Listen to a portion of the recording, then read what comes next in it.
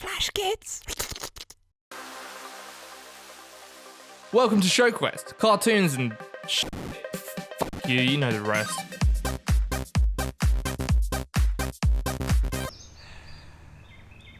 They said we were crazy, Tom. Crazy about what? Trying to sell hoodies. In the middle of the baking summer heat? Yeah. Oh, well, it's because they didn't know about our patented pocket ice, Don. Pocket ice system. And pocket hood system. Ah, the sun can't touch me.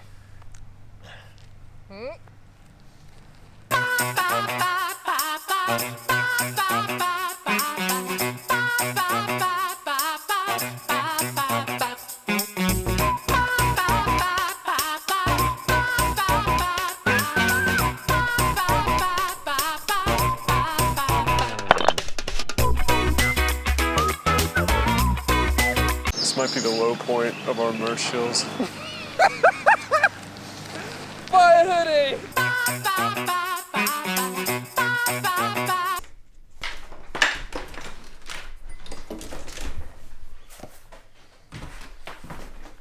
Hello, Donald.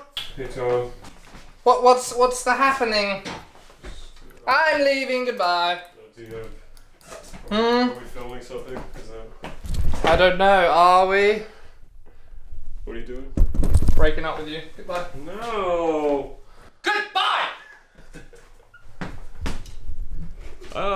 Well, no, Tom. But it's cool because it means I can design Scratch now without Tom breathing over my shoulder.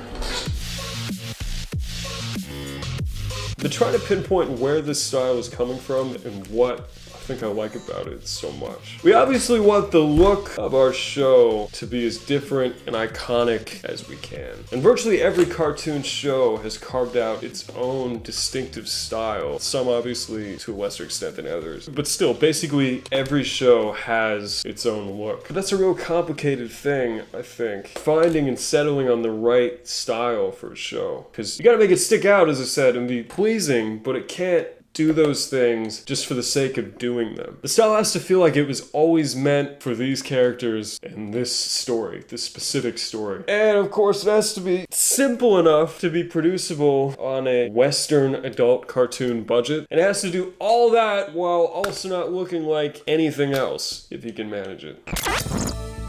So for Combo Breaker, with all the fight scenes it's gonna have, and just sort of the kinetic fist-to-fist violence, I really wanted to play up the arms. I don't know, arms are just the first thing to pop in my head when I think of my favorite fighting games, like Street Fighter. Just these big, stupid, bare arms, you know, the sleeveless gis. So this look was really supposed to take that further. And then imagining how all of this is gonna move. My favorite kind of action animation has always been that sort of drunken style, if you know what I'm talking about, where you've got this really slow anticipation, and then wham, there's the move, and then at the end of the move, there's also like a slow recoil. So you kind of end up with something like 300. Slow motion, and then when a guy swung his sword, it would go super fast, and then it would be slow motion so you could see the effects. But I think that style gets most interesting when you have interestingly shaped characters. I'm really not the big anime fan, but I did really enjoy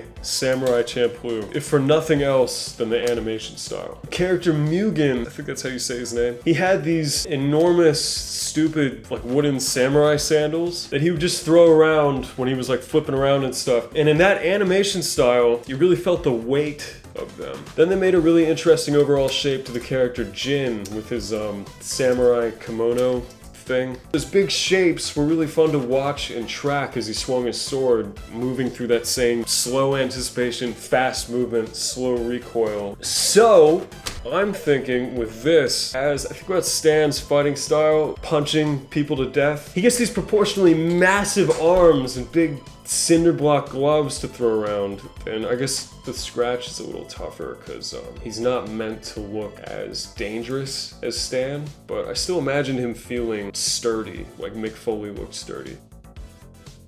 That being said, It's been really difficult. I'm trying to balance three things here. Maintaining the charm of the original sketch, bringing him into the new style with the clean lines and stuff, and trying to introduce some kind of more interesting shapes and proportions to his design without fucking it all up. And just watching the fucking day melt.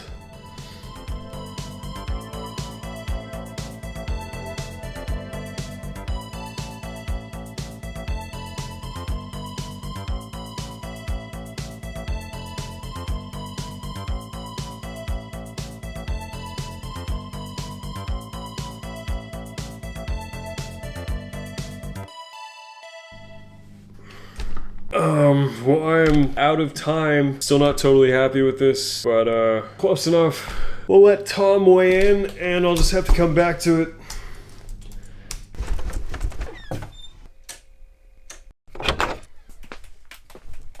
Really? Hello, Donald. You found me, did you? What's up? You're probably breathing like insulation and shit. You know. It imbues me with strength. Anyways, I don't even know how are we gonna shoot this. You have something to show me. We have to review Scratch. Where is it? New style, I feel like, yeah. Mm-hmm. Okay. I like his colours more than the old ones. Yeah? Yeah? Yeah. There's nothing that seems like not quite there about it to you? The only thing is, like, how straight the jackets are down gives it a certain flatness. Yeah, I was really struggling with that. Otherwise, no, it's fine. I like these lines here. So what's wrong with it? What do you not like about it? It took like fucking all day to draw, and there's still something about it that I'm not happy with. It just doesn't feel quite who he is in my head yet, but I don't know what to do. Do you feel like he matches Stan? Yeah, he's got tree trunk arms. I don't know, maybe if you got rid of this wrinkle. Yeah, it's got like a little bit of vitality to it. Makes him look a bit less haggard as well. Yeah, no, I think he suits it well. I like the art style. It's like fun to look at. Kind of like makes me want to write stories. That's how I was feeling about when I first drew Stan. Well, I provided you with the solution. It's your turn to provide how to fix whatever you don't like about this. Let's also turn to you. What do you think? Can you see anything wrong with this that you think is putting Don off? I really like it, but I don't know. If you can see something, you little f***ing scamps, you rapscallions, then yeah, write in the comments. We do actually look at the comments, so whatever. Well done, Tom. Why? What'd I do? Just, I don't know, these organic, totally unplanned. Probably seem completely planned and scripted. I promise they're not. I'm just really cool, smart and clever and funny. And I have a huge dick, and I'm really awesome and really... Don't leave me! I hate Don. I hate his gangly limbs. I hate the ribbit of his croaky voice. I even hate the slight bulge in his nose. He has the self-assurance of Brad Pitt and the face of Mackenzie Crook, which makes no sense to me. It's really an all-consuming, unfair hatred. And frankly, it makes writing very difficult. That's why I have to come down here, in the basement. I think being underground must block some of the hate I have when I'm in Don's vicinity. Kind of like bad cell phone reception. Anyway, all jokes aside.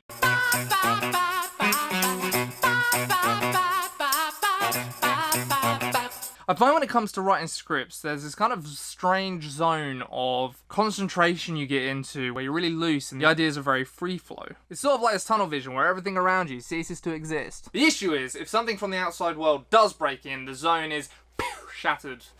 That's why I found this nice little dungeon to stew in. Absolute isolation and solitude from Don and his bulbous head.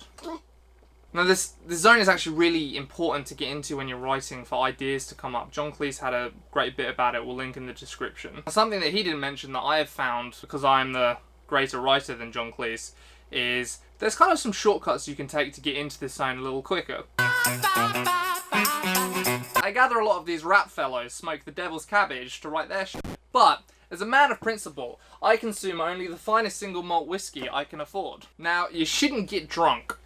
Ooh. It's just enough to loosen you up. Just a drizzle, just a little splash of firewater. The other thing it achieves